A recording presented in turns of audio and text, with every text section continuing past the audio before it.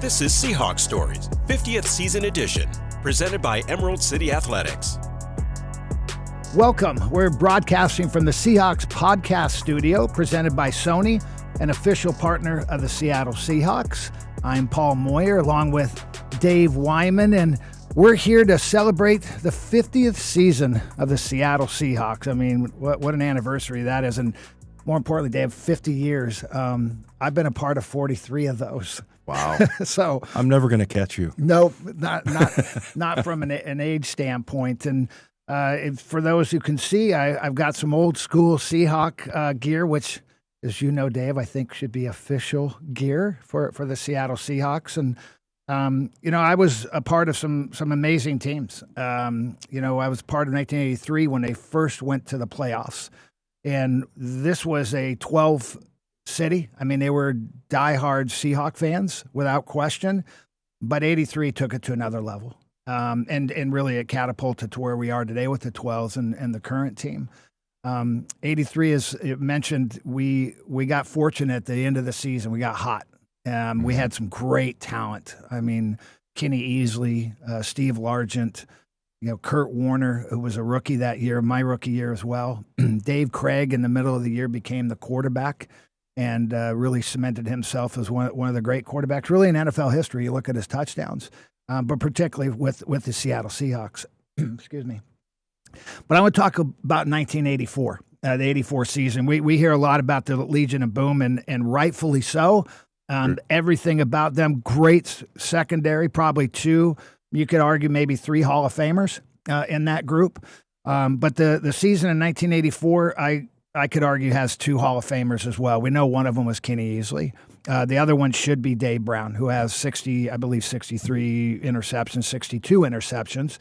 And I think was one of the great corners of all time. We just never made it to a Super Bowl, which is a big part of getting to a Hall of Fame. But I'm going to talk a little bit about the 84 season and what an emotional roller coaster that was.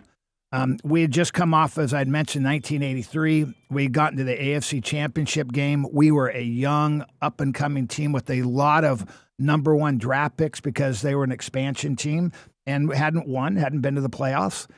And all of a sudden, Chuck Knox had came in 83, brought in Tom Catlin, our defensive coordinator, a very intricate defense, which I'll talk about as well. But we go into the 84 season, and we're considered one of the favorites to go to the Super Bowl and win it. The Raiders had just won it the year before and beat us in the AFC Championship game. We had beaten them twice the year before, and we're pretty pumped. We know we got a talented, good football team. And the very first game of the year, I should know who we were playing. It was either Cleveland or Pittsburgh. And my roommate, good friend, Kurt Warner, first game of the season, I believe he was the AFC rookie, best running back of the year. Yep. Blows his knee out, ACL. And I remember that. I mean, the crowd, you could hear a pin drop in the Kingdom. In the Kingdom, you could never hear a pin drop. But we knew the seriousness of it. And I remember being as far on all the way down the sideline watching because they were going into the end zone to score when it happened. And that was an emotional moment because we were like, wow, we're still a Super Bowl contending team. But what we didn't know was how great our defense was. And it became a historic season. And a historic in that there was, I don't think it'll be broken, modern day record of 63 turnovers that we created, 38 interceptions. Matter of fact, the Legion of Boom 2013, they created 39 total turnovers. Right. We had 38 interceptions. So I think it's historic. We returned 6 interceptions back for touchdowns. Just a phenomenal group. And so we went on a run. We'd blown out some teams early. We really had blown them out, and we're shutting them out defensively. I mean, the first game we won 33-0. The next, and it was versus Cleveland. The next game we played the Chargers, I believe, and it was 31-17. Then New England, we go to New England, and we're up 20. I want to say we're up 23-7 or at halftime, and they score all their points. They beat us 38-23, and that was kind of our wake up call that hey, we've got to become a complete team now. and we ended up winning 8 games in a row at that point. What was so magical about it was there's guys that were great leaders. Jacob Green, who had, I want to say he had 13 sacks that year. Boogeyman, Jeff Bryant, he had 14 and a half sacks. And then Joe Nash, our nose guard, our nose tackle, he had 7. And back then we ran a 3-4 defense. And the reason why I say it was an intricate defense, I don't think it can actually be duplicated anymore. One was Ralph Hawkins was our secondary coach. And I actually loved Ralph. You know, he was different. He was, East Coast guy, and he had his way of coaching, but he was really smart. And we ran what we call a combo defense on just about everything. It was a 3-on-2 versus every wide receiver. We played a lot of 6-7 defensive backs that year, and we needed to. We were playing against Dan Fouts, Hall of Famer, John Elway, Hall of Famer, Dan Marino, Hall of Famers. I mean, these are great quarterbacks, obviously. And it took us about a year and a half, it took us about a year to where it all clicked, where we knew, and we didn't even have to talk to each other. We knew as soon as a guy ran an in route, the other guy cut to the other receiver realized that route, he could go back over the top. It was very confusing for quarterbacks. I'd talked to many of them. They said we didn't know if we were running zone, man. It was extremely difficult for us to figure out. And on top of that, you had a great pass rush with Jeff Bryant and Jacob Green. So it was magical. That secondary, Dave, is probably the smartest secondary I've ever been around. I coached, obviously, after with the Seahawks, been in this NFL for over 40 years. John Harris, who was our free safety, smartest football player I've ever been around, photographic memory. He was a 4.0 student at a very difficult college at Arizona State University. But I got to sit with him. He was my seatmate on planes, and he knew everybody's position. He would run up and down the line when the Kingdom would get really loud, and he would be calling out audibles. He was a brilliant guy. Dave Brown, the late Dave Brown, smart, hard worker. Again, that year he went to the Pro Bowl as well. Kenny Easley and him both were Pro Bowlers. I think he had 8 interceptions. 2 of those returned for a touchdown. It was just between John Harris, Dave Brown, Kenny Easley, and there's some other guys, Keith Simpson, who was a hard-hitting corner. We had Kerry Justice, Greg Johnson, this little guy here, me, I guess I'm not that little. It was just a really smart group, and it wasn't that we went and watched a lot of film on our own. We always watched it together. Which was unique back then. And Kenny Easley and Dave Brown demanded it. And so after practice into the evenings, we were watching film together, how we would work and how we would, pass off coverages along the way. So just a phenomenal group, just a great secondary with a great pass rush. And it catapulted us to, a 12-2 season at the time. We're thinking we're going to win the AFC West, have home field advantage throughout the playoffs. And as I said, it got very emotional. We lost Kurt Warner. Oh, man, season's over. Oh, wow, we're 12-2, and we're throwing the football now. Mudbone, Dave Craig. Sure. I said Dave had become our starting quarterback in the middle of 1983 and took it from there. And about middle of the season, we couldn't run the ball really well anymore. Teams just said, hey, that's not going to happen. And we had some injuries on the offensive line. And so all of a sudden we went from what they call ground chuck to, we were aero, we weren't quite the San Diego Chargers at the time. But we were throwing the ball all over the place. And, Steve Largent had, well over 1,000 yards that year. He had 12 touchdowns receiving. He was phenomenal. We had drafted Darrell Taylor that season, and he was our deep threat. He had 10 interceptions. So it was a team that needed to really rely on each other, because that when Kurt Warner, that we lost him, we said we got to win with special teams, we got to win with defense, and we got to find ways to win on offense. So, yeah, really, really special year. The downside, the emotional was, we're 12-2. We're thinking we got this, and the last 2 games, man, we just got destroyed. We went into Kansas City. we just could never beat Kansas City in Kansas City. There was another one that we lost in '83, we lost in '84. We didn't actually break that streak until I think 1990. And I don't know, Dave had 5 or 6 interceptions that game. Sorry, Dave. We got blown out. I mean, it was, I'm looking at the score here, and it was 34-7, and we lost our confidence just almost overnight. And we still have a chance to win the AFC West. Denver's coming in to the Kingdom. Crowd's fired up. Man, we just don't play well. We end up getting beat 31-14 that game. So back-to-back blowouts. And I think the most disappointing part of that season was going into the playoffs is now we're a wild card team. But it was fun because we got the Raiders in the playoffs at home this time, not on the road. And it's, again, a very memorable game that a lot of people remember that we had zero offense. I think we threw the ball 8 or 9 times that game. And we end up winning that one 13-7 and having a chance to play the Miami Dolphins again in Miami. But that was the disappointing emotional part. You think season's over. You're having a historic year as a team. And then finally, you lose all your confidence going into the playoffs. We won one, but we just didn't feel like we had the confidence probably to take it to the Super Bowl. So you lost in the AFC Championship game, right, to the Raiders? In '83. And hadn't you beaten them? You beat them twice. Mm-hmm. I want to say, somebody told me, one of the older guys told me that you played them in the preseason and beat them in the preseason. I don't remember that. Yeah, I think it was Keith Butler told me that story. But yeah, I mean, and then you're on the doorstep of going to the Super Bowl.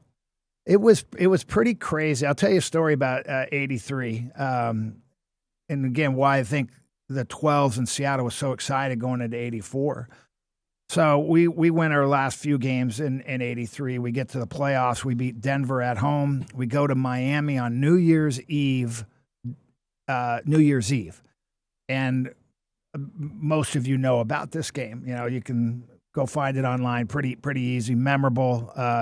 Steve Largent makes a corner route after we're behind in the final 2 minutes, and Kurt Warner takes it in for a touchdown. We take the lead. We cause a turnover on a kickoff, kick a field goal. It's pandemonium. I mean, we're going nuts on the sideline, and we happen to have I believe a 747 that they had leased to take us to the game, because back then the planes, we had to stop like in Spokane or Minnesota from the east back to the west because they just didn't have enough fuel. Mm-hmm. So they said, well, we'll get a 747. So we're flying home to Seattle, and we don't know what's waiting for us.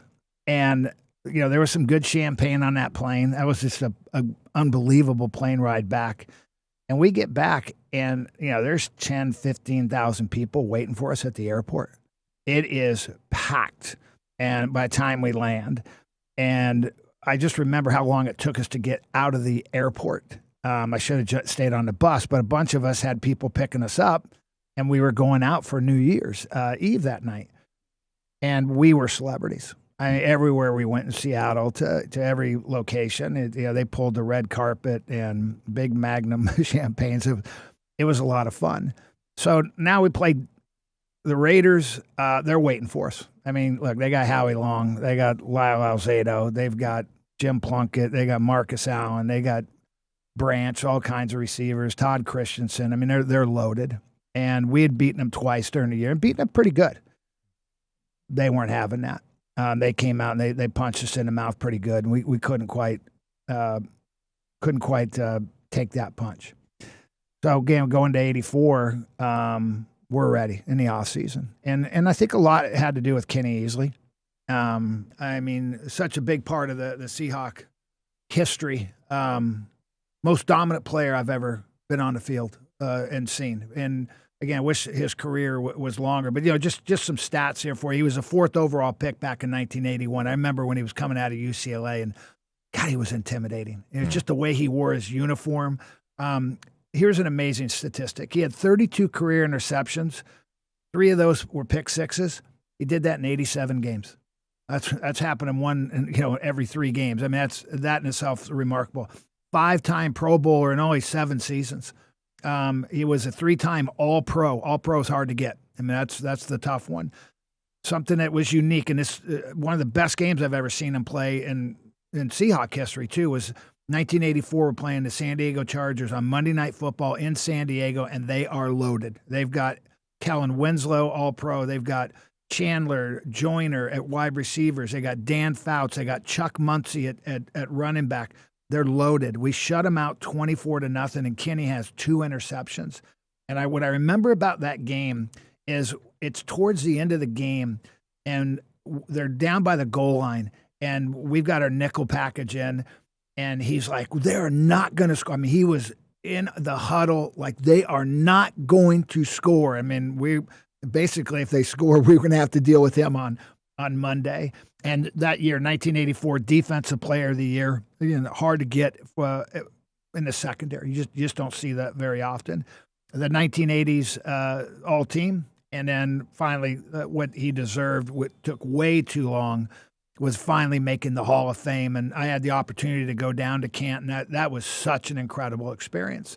And we were all there. Eugene Robinson was there. You had John Harris was there. I think Keith Simpson.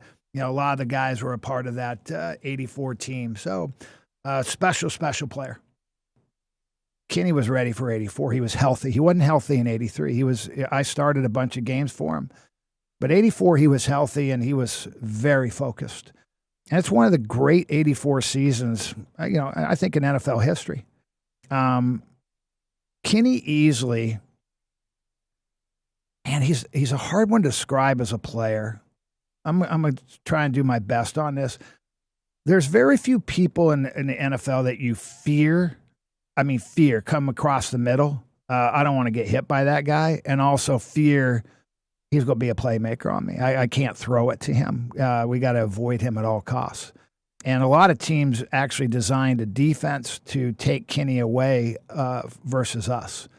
They would always line up in a slot formation. Or the way we played our defense back then, a 3-4 defense, the strong safety would always go to the tight end side. And then they would end up motion a running back out wide. We used to call that an ace formation.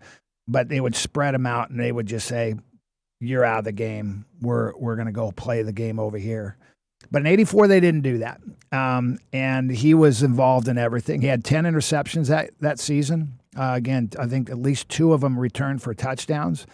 He was the most feared player, both as a playmaker and as a hitter. He's one of the smartest guys I've ever been around. I mean, he's a very intelligent person. And when he's focused and wasn't hurt, he could carry a team. He could carry a team emotionally. He could carry a team physically, and as a playmaker. Kenny Easley, Ronnie Lott talks about it. Ronnie says, look, the greatest safety I've ever seen play is Kenny Easley. And I look at Kenny and kind of Gale Sayers as 2 players similar in that their careers were cut short. And wow, what would it have been like if they weren't? Gale Sayers is because of an injury. Kenny's because of an illness. And Kenny still had over 30 interceptions and really only played 7 seasons, I believe. But, I started probably 14 or 15 times when he was playing because of injuries. And if he could have played out a whole career the way it is, the rest of the world would know more about Kenny, even though he made it to the Pro Bowl. But very unique, one of the great athletes, and I'm serious, one of the great athletes I've ever seen. And when I say by great athlete, could do anything. I mean, he played on UCLA's freshman basketball team.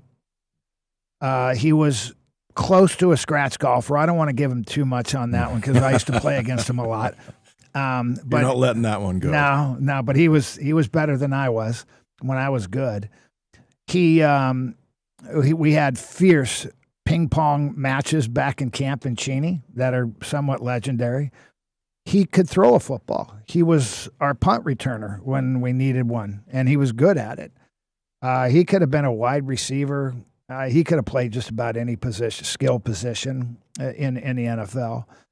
Yeah, again, just a phenomenal athlete. Everything he touched, he was good at. So really unique. And, again, I put that secondary against any secondary. It was truly that good, and the numbers speak for themselves.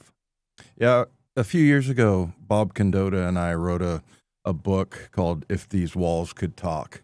And I remember interviewing you during that. And for you, I mean, it was kind of cool that you played with these great players, but you couldn't get on the field because, you had four guys. You mentioned Keith Simpson, John Harris, the two lesser known, right, guys in that. Mm-hmm. But, we called that chapter the original Legion of Boom because they were incredible. I mean, you mentioned the number of takeaways, and, and I remember the first time you got a chance to start, I think it was because Kenny had gotten sick the year before or whatever.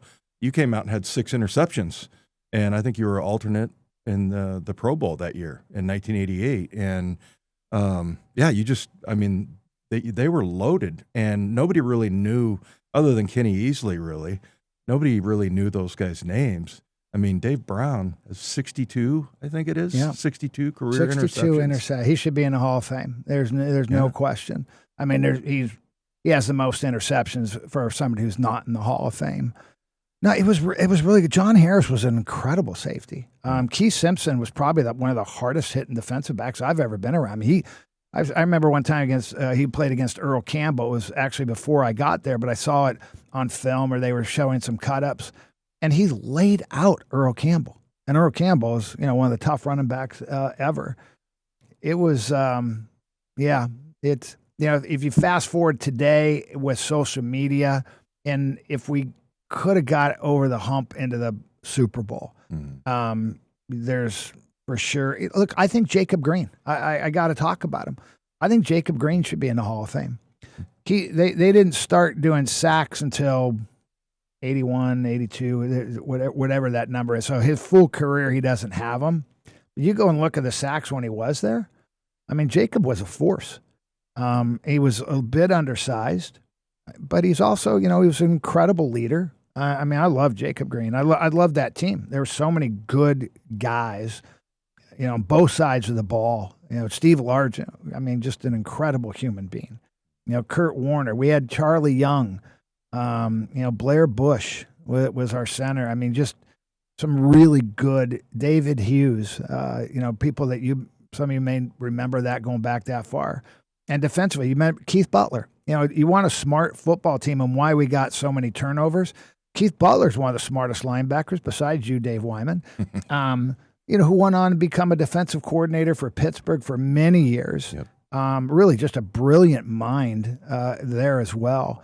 But that whole secondary, you could not play in our secondary if you weren't intelligent. You really, it didn't work. And the type of scheme they ran, people ask me all the time, you guys can't run it. It's not the X's and O's. You will understand the X's and O's. But the amount of times that we would go out there for 30 minutes as a group, and they would run walk through every type of pass route you could with a combination of either 3-on-2 or 2-on-1. We went over and over and over. So you just, after a while, you weren't even thinking about it. And back then, again, we know you used to have 3-a-days, in training camp. You could have, here was the other thing, ROTAs. First of all, we were here. We weren't off, down in California or somewhere else. Everybody was here working out together. And it wasn't mandatory. We just wanted to do it. So we played a lot of 7-on-7 against Steve Largent, and who schooled us every day in practice, every day. Dave, he would run and he would be laughing at me. He would be running down and looking at me, and as soon as he knew I was looking at him, that was a problem because I should have been looking down at his belt buckle, and he would laugh like, what I'm about to do, and you still can't stop it. And I couldn't. If you were inside, even if you doubled him, he would beat you. If you were inside, he taught me a couple things. I taught Eugene Robinson when I was coaching him. But what he would do is he would attack the guy on a double team, if all of a sudden you had inside technique, he would actually fake out, and you would at that point open up because you feel vulnerable to the out, even though you're just supposed to protect the end. And he would cross face you every time in practice. It drove me crazy. So I wasn't the smartest guy because I couldn't figure that one out till the very end. Well, I remember Steve Largent saying that he would, because a lot of times defensive backs, you're going to take a side, right? And I'm going to take this side away. And he said, that's the way I'm going to beat you. Because in your mind, you think you have me locked up on the inside, and you're looking for an outside route. And he would beat. So it was kind of like a reverse psychology type of thing with Largent. Yeah, I tried to teach, and this would be hard to describe on this right now, but I tried to teach that if you did a double team and a guy faked an out, that you should actually turn in at that point, not turn out, because as soon as you turn out, if he cross-faces tries to beat you back inside, now you got to clear your hips back to square and then back to in. Well, just open up to the in. You can do the go route if he goes. I'm just going to be inside, and then if he does break in, then I'm just straight downhill. Try to teach it. It's just mentally, it's counterintuitive, and it's really hard to do. But I wanted to be cutting edge. It never quite worked on that one. There was a story that Sam Merriman told me about the AFC Championship game down at the Coliseum. It was about Tom Catlin. And it has to do with Tom Catlin. Well, I'll just tell the story. Tell the story. Yeah. So this was a story I heard from Sam Merriman, Super Sam, from Idaho, and he was a great special team player, really good linebacker. But when you guys went down to the Coliseum, where you played the AFC Championship game against the Raiders, I guess Sam had a bunch of friends that came, and Tom Catlin, the defensive coordinator, knew about it, knew that he was going to have, some friends there at the game and everything. So you guys end up losing that game, which again, I'll have to look at it, but I know you beat them twice during the regular season. We beat them twice during the regular season. The Raiders. So, but he told me after the game that the crowd just poured onto the field. Yeah. And, and everybody was pissed, right? And so you're walking off the field, and you got to like the tunnel where the Coliseum is there. And some guy comes running over, and Sam told me it was like guys were like kind of getting together, like almost like circling, like we got to get out of here. We got to get out of this crowd. So they get into the tunnel, and Sam is walking with Tom Catlin, and Tom Catlin, just very stoic, wouldn't say very many words at all, just never showed emotion or anything. So some fan came up and got in his face. So. Now, Tom was a linebacker in the NFL back in like the 50s and 60s. So he gets in his face and starts screaming, this fan. And Sam said in one motion, as quick as any of the players could have done, he grabbed the guy by the throat, slams him against the wall, and punches him in the face. And then, guy drops to the ground. And so then they keep walking. And he knew, like I said, that Sam had some friends there at the game. And he just very kind of quietly turns to Sam and goes, "That wasn't one of your friends, was it?" That would be Tom Catlin, very stoic, and he was a pilot too. Tom Catlin, yeah. I was flying to. I was a coach at the time, and we were flying to Texas A&M to scout some of the guys during their senior day, senior pro day, and it was turbulent, and I was like, and he goes, "We're good." He goes, and he said, as long as those engines are going, he goes, "We're good." He goes, "Remember," he goes, "turbulent." He said, "It's just air." Yeah. And he goes, "You'll get it a little bit more." He was explaining when you would get it because we were going over like a lake, and there was a change of, heat and cold at the time, and I didn't know that about him either. He was, Tom Catlin he was our defense coordinator for a long time. It was actually one year was voted coach of the year, and I think it was which they'd never had. I mean, he was an assistant. Which was that 92 season? I think so. I think it was. It was 92. He was such a good man. He we had some great coaches. I mean, we had George Dyer, who was a great defensive line coach. Mm-hmm. Again, Ralph Hawkins, our secondary coach, really was a brilliant secondary coach. Tom Catlin, and then, Chuck Knox, what we know. So just to bring it back, by the way, for those who listen, 83 that season, that last game, he was talking about the L.A. Raiders who went to the Oakland Raiders, who are now the Las Vegas Raiders. Right. So they've changed their name a few times for those who don't know that. Just, again, to throw out there, Kenny Easley barely played 7 seasons, 32 interceptions. John Harris had 50 interceptions. And then Dave Brown had 62. I think Earl Thomas has the most. He's around 30. Maybe Richard Sherman, those two, they're right around the 30 range, which, played a lot more games. And this was when people didn't throw that much, so there wasn't a lot of interceptions being thrown out there. So, yeah, again, just a really special group. This season, feel every play, every hit, every moment with the Sony 1000 XM5 noise-canceling headphones, the official headphones of the Seattle Seahawks. With premium noise cancellation, you're in the zone. No distractions, just pure football. Whether you're in the living room or on the go, you'll never miss a beat with Sony headphones. Well, that'll do it for this segment. I want to thank you, along with Dave Wyman, and being a part of this as we celebrate the 50th season with the Seattle Seahawks.